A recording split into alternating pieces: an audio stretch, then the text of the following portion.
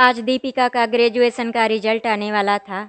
उसे उम्मीद थी कि उसके मार्क्स बेहतर ही आएंगे। वो खुशी से चहकती हुई अपने कॉलेज पहुंची और अपने दोस्तों से बातें करने लगी। इसके बाद हम सब न जाने कहाँ कहाँ होंगे, कौन क्या करेगा भगवान जाने।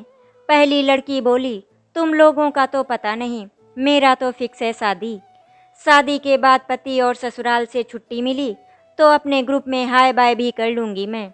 दूसरी लड़की दीपिका बोली, मैंने तो सोच लिया है कि मैं आईएएस ऑफिसर बनूंगी, देश की सेवा करूंगी। शादी वादी के लिए अभी बहुत उम्र बाकी है, 21 के ही तो हुए हैं अभी हम लोग। तुम्हारे पापा मान जाएंगे क्या? कितनी मुश्किल से तो उन्होंने तुम्हें कॉलेज भेजा था। दूसरी लड़की बोली।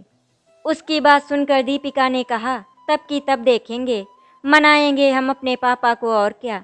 चल चल अभी हम अपने रिजल्ट्स देखते हैं, जो करना होगा सब बाद में करना। फिर तीनों अपने अपने रिजल्ट्स देखने पहुंची। दीपिका के 80% मार्क्स थे, पहली लड़की के 62% और दूसरी लड़की के 65% मार्क्स थे। दीपिका अब बहुत ही ज़्यादा खुश थी।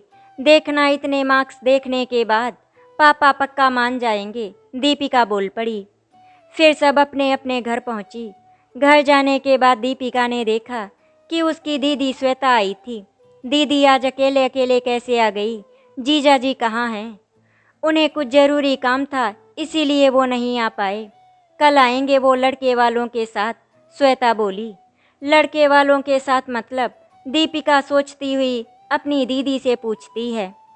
कल मेहमान कुछ लोगों को साथ लेकर आ रहे हैं तुम्हें दिखाने के लिए। फ़ोटो में तुम उन्हें पसंद हो, बाकी कल बात तुम्हारी पक्की हो जानी चाहिए, दीपिका की माँ बोली। पर पापा, आपने तो बोला था ना कि मेरे मार्क्स अच्छे आए तो आप मुझे आईएएस की तैयारी करने देंगे, फिर ये क्या? देखिए मेरे 80% मार्क्स आए हैं, प्लीज़ पापा ऐसा मत करिए, दीपिका रोती हुई बोलने लगी। वो सब बीती बातें हैं, कल चुपचाप तैयार हो जाना अच्छे से, पापा बोले। पर पापा जाओ, जाकर हाथ मुंह धो लो, चेहरा काला काला हो गया है धूप में। दीपिका की बात बीच में ही काट कर माँ ने उसे बोला। दीपिका चुपचाप वहाँ से उठकर चली गई और कमरे में खुद को बंद कर रोने लगी। रात को उसने खाना भी नहीं खाया। अगली सुबह 10 बजे दीपिका के जीजाजी कुछ लोगों के साथ पहुँचे। नाश्ता पानी करने के बाद दीपिका चाय लेकर आई, साथ में श्वेता भी थी। दीपिका थोड़ी सी सांवली थी, पर उसके चेहरे की बनावट ऐसी थी कि वो काफ़ी सुंदर दिखती थी। लड़के वालों ने तो दीपिका की फ़ोटो देखने के बाद ही उसे पसंद कर लिया था, लेकिन फिर भी वो सामने से देखना चाहते थे ताकि लड़की की कोई दुर्बलता हो तो दिख सके। दीपिका उन्हें बहुत पसंद आई। जीजाजी के मोल तोल के बाद एक बाइक और 5 लाख रुपए नकद के साथ दीपिका की शादी ठीक हो गई। अगले 10 दिनों के बाद छेका की रस्म रखी गई थी। शाम को दीपिका अपनी दीदी और जीजाजी को समझाती रही कि अभी बहुत समय है शादी के लिए, मुझे एक बार आईएएस की तैयारी कर लेने दीजिए। अगर नहीं हुआ तो आप लोग जहां और जिससे बोलेंगे मैं शादी कर लूँगी। दीपिका की बातों का कोई भी असर नहीं हुआ दीदी और जीजाजी पर। उल्टा वो लोग उसे समझाते रहे कि लड़का बैंक में है, शहर में रहता है, तुम्हें कोई भी परेशानी नहीं होगी। समझने समझाने का सिलसिला छेका की रस्म के दिन तक चलता रहा। छेका की रस्म अच्छे से हो गई। दीपिका समझ चुकी थी कि अब कुछ भी नहीं हो सकता था। इसके बाद दीपिका अब दिन भर अपने कमरे में ही रहती थी। माँ उसे कहीं जाने ही नहीं देती थी। दीपिका दिन भर अपने कमरे में बैठकर आईएएस की तैयारी के लिए उससे जुड़ी हुई किताबें और टेस्ट देने लगी। 2 महीने बाद दीपिका की शादी की तारीख भी रखी जा चुकी थी। इन 2 महीनों में दीपिका अपनी तैयारी में व्यस्त रही और सोचती रही कि अगर शादी हो गई तो वो अपने सपने कैसे पूरे करेगी, क्योंकि उसके होने वाले पति अनिकेत ने उसे साफ साफ बोल दिया था कि वो घर में ही रहने वाली है, काम धंधा मैं कर लूँगा। हमारे यहाँ की औरतें बाहर काम नहीं करती। दीपिका काफ़ी परेशान रहने लगी थी, लेकिन वो कुछ कर नहीं पा रही थी। दीपिका की शादी के अगले ही दिन यूपीएससी का प्री एग्ज़ाम का डेट था। तिलक की रस्म होने के बाद दीपिका को हल्दी लगाई जा रही थी। अगले दिन बारात आने वाली थी। दीपिका बहुत परेशान दिख रही थी, लेकिन वो अपनी परेशानी किसी से कह नहीं पा रही थी। उसकी दोनों सहेलियां भी उसे यही बोल रही थी कि आईएएस छोड़ो, अनिकेत की पत्नी बन जाओ। शाम में बारात आने तक दीपिका ने फैसला कर लिया कि वो शादी से ही भाग जाएगी। घर परिवार की इज्जत जाए तो जाए। उसने खुद को अपने कमरे में बंद किया और एक पत्र लिखने लगी। पत्र लिखने के बाद उसे दुल्हन के कपड़े के ऊपर रखा और वहां से किसी तरह बचती बचाती निकल गई। जयमाल की रस्म की तैयारी होने लगी थी। श्वेता और माँ दीपिका को लेने उसके कमरे में पहुंचे। बिस्तर पर दुल्हन के कपड़े पड़े थे और दीपिका वहां नहीं थी। श्वेता ने तुरंत जीजाजी को बताया। जीजाजी तुरंत बाहर भागे और कुछ लोगों के साथ दीपिका को खोजने निकल पड़े। माँ पापा के साथ श्वेता पत्र पढ़ने लगी। प्यारे घर वाले, मैं आपकी दीपिका, अपनी मर्जी से मैं ये शादी छोड़कर जा रही हूँ। मैंने आप लोगों को कितना समझाया कि मुझे आईएएस की तैयारी करनी है, लेकिन आप लोगों ने मेरी बात सुनी ही नहीं। मैं जा रही हूँ सब कुछ छोड़ छाड़ कर।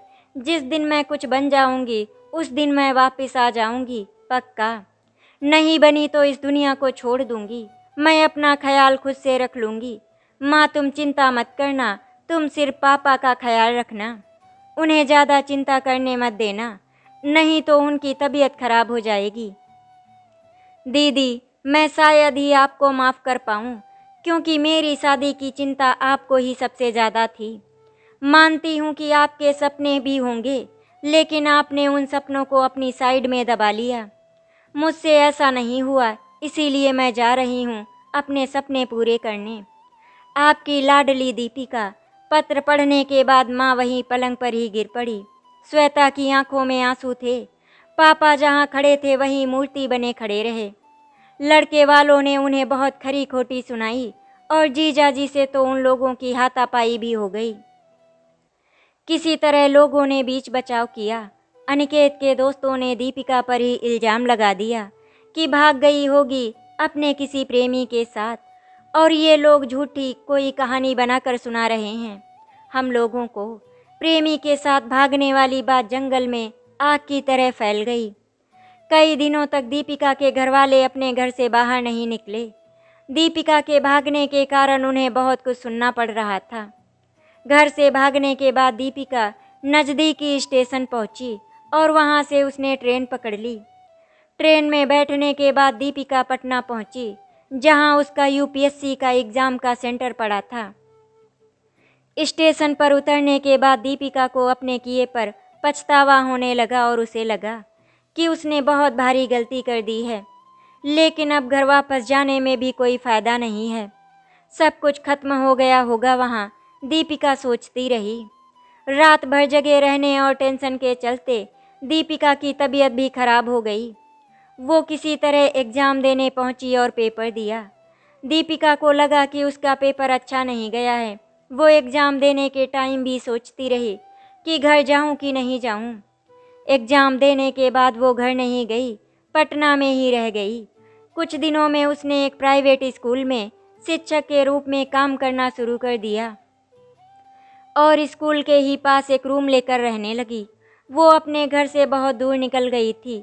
कुछ महीनों के बाद यूपीएससी प्री का रिजल्ट निकला, लेकिन उसमें दीपिका का नाम नहीं था। दीपिका पूरी रात फूट फूट कर रोती रही। उसे अपने किए पर पछतावा भी होने लगा था। अब उसे लगा कि उसे वापस घर चले जाना चाहिए, लेकिन वहाँ के हालात के बारे में सोचकर वो डर जा रही थी। दीपिका ने अपना नंबर भी बदल लिया था। उसने अपने सारे सोशल मीडिया अकाउंट भी डिलीट कर दिए थे। रिजल्ट नहीं आने के बाद दीपिका ने किसी तरह हिम्मत जुटाकर अगले दिन अपनी माँ को फ़ोन किया और रोने लगी। अपनी की हुई गलतियों की माफ़ी भी मांगने लगी। दीपिका के रोने की आवाज़ सुनकर माँ भी रोती हुई दीपिका से पूछने लगी कि कहाँ हो, कैसी हो। दीपिका जब तक कुछ बताती, माँ के हाथ से पापा ने मोबाइल ले लिया और बोले, यहाँ आने की कोई ज़रूरत नहीं है, तुम हमारे लिए मर चुकी हो। जिस दिन तुम हमारी फिक्र किए बिना यहाँ से भाग गई थी, उसी दिन से हमने तुमसे सारे रिश्ते ख़त्म कर लिए थे। वैसे भी कुछ बनी तो नहीं तुम अभी तक, मर क्यों नहीं जाती हो कहीं जाकर। इतना सुनने के बाद दीपिका ने फ़ोन काट दिया और ज़ोर ज़ोर से रोने लगी। दीपिका को भी लगा कि वो कुछ नहीं बन सकती तो उसे मर ही जाना चाहिए। घर से भागकर उसने बहुत बड़ी गलती कर दी है। गांव में अब किसी को मुंह दिखाने के काबिल नहीं रही। काफ़ी देर यही सब सोचते सोचते वो कमरे से बाहर निकल पड़ी। सड़क पर आकर दीपिका ने नदी की तरफ जाने वाला रास्ता पकड़ा। पूरे रास्ते वो रोती रही और अपने जीवन के बारे में सोचती रही। नदी के पास पहुंच दीपिका पानी में पैर डालकर एक किनारे अकेले बैठ गई। उसने अगल बगल देखा, कोई नहीं था। थोड़ी दूर पर कुछ बच्चे खेल रहे थे और नदी के बीच में कुछ मछुआरे मछली पकड़ रहे थे। दीपिका थोड़ी दूर खेलते हुए बच्चों को देखने लगी। सारे बच्चे एक साथ ही खेल रहे थे, लेकिन एक छोटा सा लड़का अलग अकेले खेल रहा था। उसके पास एक गेंद थी जिसे वो थोड़ी दूर बालू में गड़े एक डंडे पर मार रहा था। वो लड़का गेंद फेंकता, लेकिन गेंद उस डंडे पर नहीं लगता था। लड़का बार गेंद लाता डंडे की तरफ फेंकता, लेकिन हर बार उसे निराशा ही हाथ लगती। कुछ समय बाद वो थककर वहीं बैठ गया और पास खेल रहे बच्चों को देखने लगा।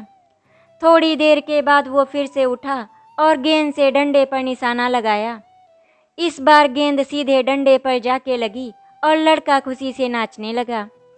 दीपिका ये सब देख रही थी। लड़के को नाचते देख दीपिका ने ताली बजानी शुरू की। तभी वहाँ कुणाल पहुँचा। कुणाल दीपिका के साथ ही स्कूल में पढ़ाता था। दोनों हम उम्र थे तो अच्छी दोस्ती भी हो गई थी दोनों में। दीपिका को यूं नदी किनारे देख कुणाल थोड़ा चौंक गया था। हाय दीपिका, आज यहाँ कैसे? कभी बताई नहीं आप कि आप भी नदी किनारे आती हैं। कुणाल बोलते हुए दीपिका के पास ही बैठ गया। कुणाल को यहाँ देख दीपिका हड़बड़ा गई थी। वो अपने आंसू पोंछने लगी और चेहरे को साफ करने लगी। कुणाल ने भी दीपिका के चेहरे की तरफ देखा और बोला कि क्या हुआ, रो क्यों रही हैं आप? कुछ नहीं, ऐसे ही आंखों में बालू चला गया था, दीपिका बोली। अच्छा, मतलब हमसे झूठ बोलेंगी आप? बताइए, कुछ हुआ है क्या? कुणाल बोला। बोली तो कुछ नहीं हुआ है, मुझे क्या होगा, दीपिका बोली। अच्छा, ताली क्यों बजा रही थी आप अभी बच्चों की तरफ देखकर? कुणाल ने सवाल किया। वो जो अकेला बच्चा है ना, वो गेंद को बार बार उस डंडे पर मार रहा था, लेकिन लग ही नहीं रही थी। फिर लास्ट में लग गया तो वो खुशी से नाचने लगा और पता नहीं क्यों मैं ताली बजाने लगी। इतना बोलने के बाद दीपिका को कुछ एहसास हुआ। फिर से वो सोचने लगी कि मेरा भी तो ये पहला ही प्रयास था और मैं हार मान गई। इस बच्चे की तरह मैं भी अगली बार मेहनत करके सफलता पा सकती हूँ। क्या हुआ, क्या सोचने लगी आप? कुणाल ने दीपिका के कंधे पर हाथ रख उसे हिलाते हुए बोला। दीपिका भी चौंक कर बोली कि कुछ नहीं। देखिए, कुछ तो बात ज़रूर है जो आप बता नहीं रही हैं। बता दीजिए, दिल खाली हो जाएगा आपका। तभी तो इसमें कोई आएगा भी, कुणाल ने हंसते हुए बोला। दीपिका कुछ बोलती इससे पहले ही उसका फ़ोन बजने लगा। दीपिका ने देखा तो उसकी दीदी श्वेता का फ़ोन था। फ़ोन उठाकर दीपिका कुछ दूर चली गई और बातें करने लगी। कैसी हो दीपिका, और कहाँ हो तुम? यहाँ से जाने के बाद हमने तुम्हें कितना खोजा, लेकिन तुम्हारा कोई पता नहीं चला। छोटी सी बात के लिए कोई इतना बड़ा कदम उठाता है क्या? तुम ही बताओ दीपिका, श्वेता बोली। दीदी, मैंने तुम्हें कितना समझाया था उस वक्त, लेकिन तुम मेरी बात ही नहीं सुनती थी। तुम लोगों को तो सिर्फ अपने मन का करना था। कुछ महीनों का ही समय मांगा था मैंने तुम लोगों से, बस। दीपिका इतना बोलकर फिर से रोने लगी। देखो दीपिका, तुम रो मत। अब जो हुआ उसे भूल जाओ और घर चली आओ।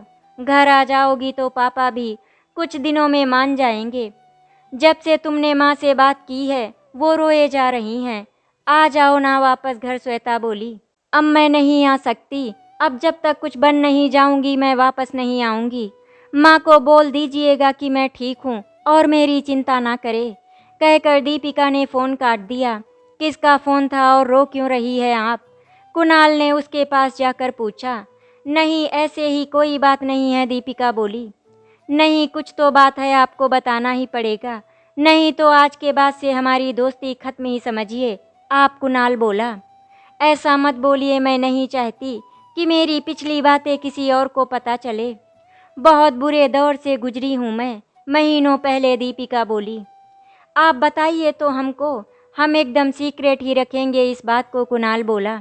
अच्छा चलिए, रास्ते में बताती हूँ, शाम हो गई है, कहकर दीपिका कुणाल के संग आगे बढ़ी और पिछली बातें कुणाल को बताने लगी।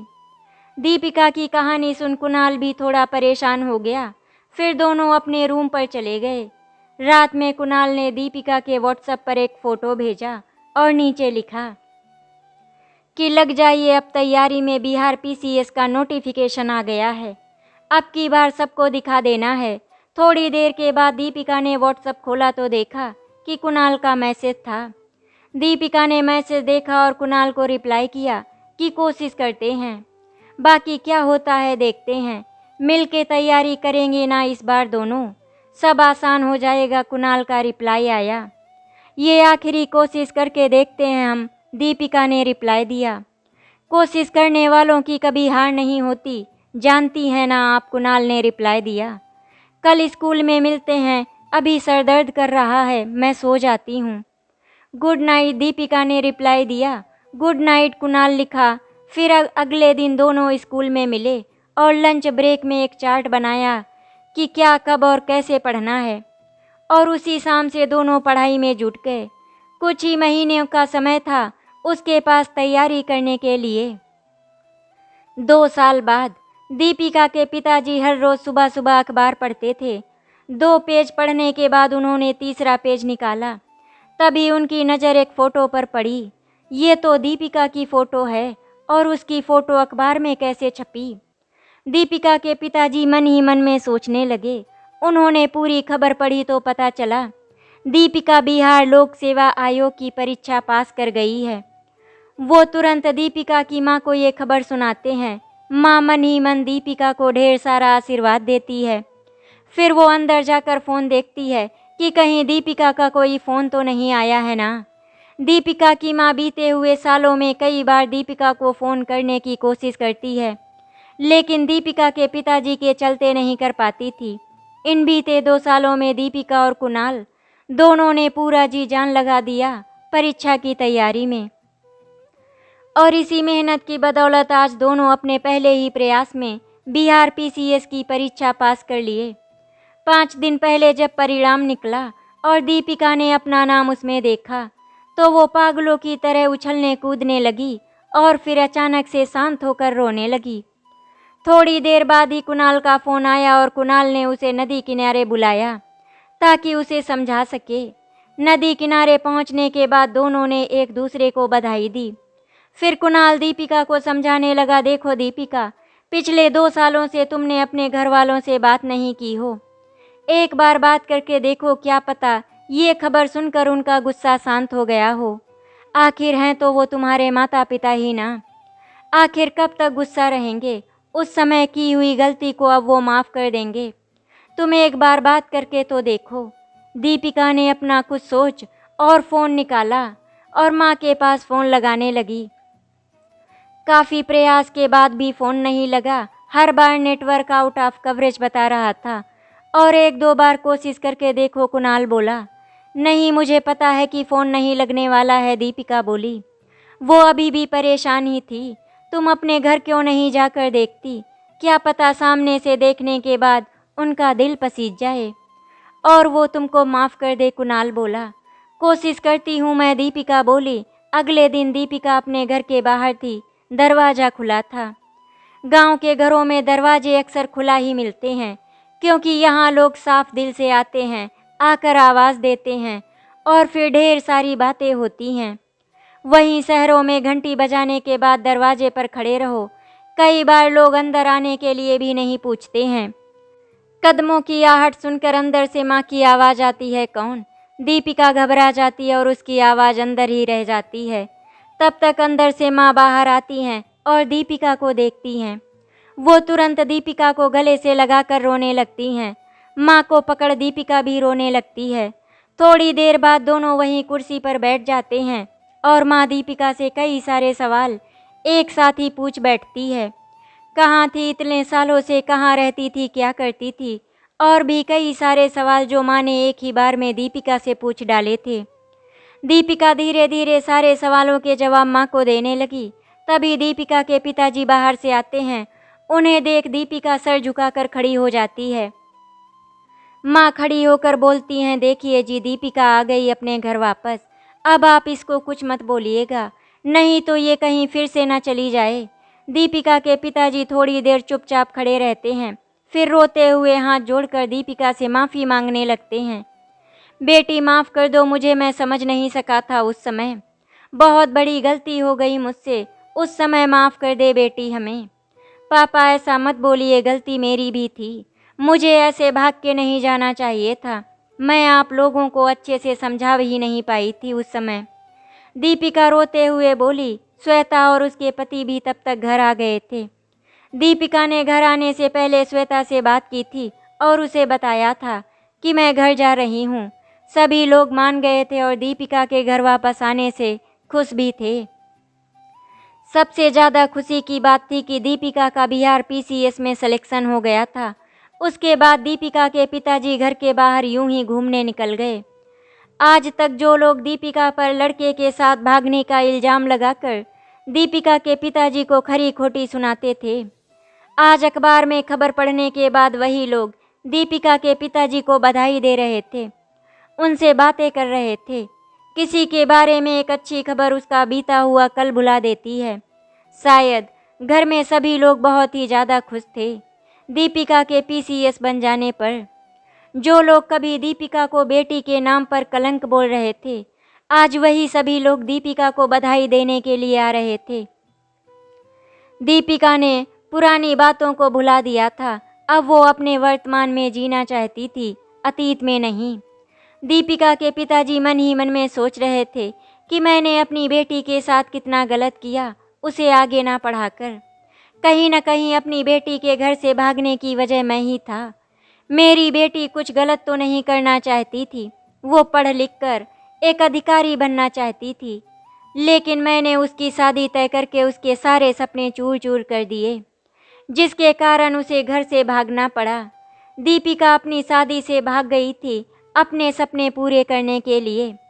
आज मुझे इस बात का बिल्कुल भी अफसोस नहीं है, उसका फैसला बिल्कुल सही था।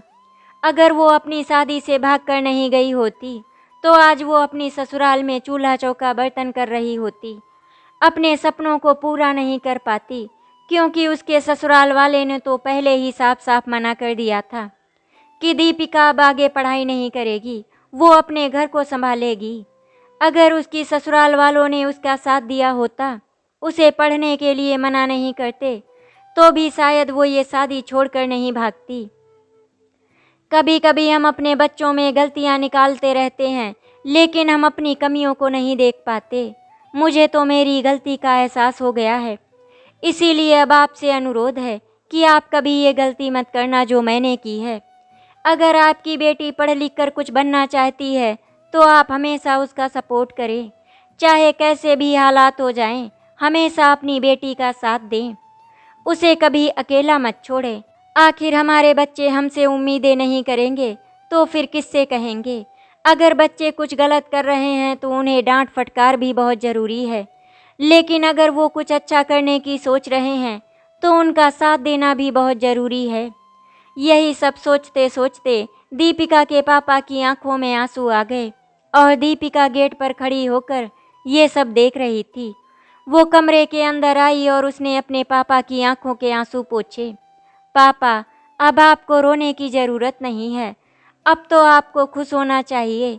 आज आपकी बेटी पीसीएस ऑफिसर बन गई है, इस बात की खुशी आपको होनी चाहिए। बेटा, मैं आज खुश तो बहुत हूँ, लेकिन मैंने जो तुम्हारे साथ किया था, 5 दिन के बाद दीपिका को ट्रेनिंग के लिए जाना था। अभी 2 दिन ही गुजरे थे कि तीसरे दिन उसकी ससुराल वाले दीपिका का हाथ अपने बेटे के लिए फिर से मांगने लगे और कहने लगे कि हमारा बेटा आपकी बेटी के वापस आने का इंतज़ार कर रहा था, क्योंकि वो दीपिका को बहुत ही ज़्यादा पसंद करता है, इसीलिए उसने अभी तक शादी नहीं की और अब दीपिका नौकरी भी करेगी। इस बात से भी हमारे परिवार को कोई ऐतराज़ नहीं है। इसीलिए हम चाहते हैं कि बच्चों की शादी कर दी जाए। हमें अतीत को भुला देना चाहिए। दीपिका के ससुराल वालों की मीठी मीठी बातें सुनकर सभी लोग सुन्न हो गए थे, क्योंकि ये लोग वही थे जब दीपिका घर छोड़कर गई थी तो उसे कलंक और भी न जाने क्या क्या कहा था। और जब आज दीपिका पीसीएस ऑफिसर बन गई है तो उनके मुंह से दीपिका के लिए शहद ही शहद टपक रहा है। तभी दीपिका के पापा बोले, भाई साहब हमें माफ़ कर दीजिएगा, मेरी बेटी अब अपने फैसले खुद ले सकती है। एक बार जो मैंने गलती की है मैं वो गलती दोहराना नहीं चाहता। शादी करना है या नहीं करना है ये फैसला मेरी बेटी का है और वही करेगी। दीपिका के पापा ने दीपिका से पूछा, बेटा तुम क्या चाहती हो? दीपिका ने कहा, पापा मैं अभी शादी नहीं करना चाहती, मैं अभी अपने परिवार के लिए कुछ करना चाहती हूँ, उसके बाद ही शादी करूँगी। दीपिका के पापा ने उन लोगों को मना कर दिया और वो लोग वहाँ से चले गए। दीपिका को आज अपने परिवार का प्यार मिल गया था, इसीलिए वो बहुत ही ज़्यादा खुश थी और फिर उसका सपना भी पूरा हो गया था। कुछ समय के बाद दीपिका की ट्रेनिंग पूरी हो गई थी और अब वो ड्यूटी करने लगी थी। सब कुछ बहुत अच्छे से चल रहा था। तभी एक दिन कुणाल दीपिका के घर पर आ गया और उसने दीपिका का हाथ अपने लिए मांगा। दीपिका के पापा ने जब दीपिका से पूछा तो दीपिका ने भी इस शादी के लिए हाँ कर दिया। दीपिका ने कुणाल के बारे में अपने पापा को सब कुछ बता रखा था कि उसने दीपिका का हर जगह कितना साथ दिया। इसीलिए दीपिका के पापा को भी कुणाल बहुत ही पसंद था। कुणाल के परिवार में कोई नहीं था क्योंकि उसने एक हादसे में अपने पूरे परिवार को खो दिया था। इसीलिए आज पूरा गांव कुणाल की तरफ से था। कुणाल और दीपिका की शादी बहुत ही धूमधाम से संपन्न हो जाती है। दीपिका का फैसला सही था या गलत ये तो नहीं पता, लेकिन आज उसने अपना सपना भी पूरा कर लिया था और उसे एक बहुत ही अच्छा जीवन साथी भी मिल गया था। आशा करती हूँ आपको हमारी कहानी अच्छी लगी होगी। अगर आपको हमारी कहानी अच्छी लगी तो वीडियो को लाइक एंड शेयर करें, चैनल को सब्सक्राइब करें। वीडियो देखने के लिए आपका धन्यवाद।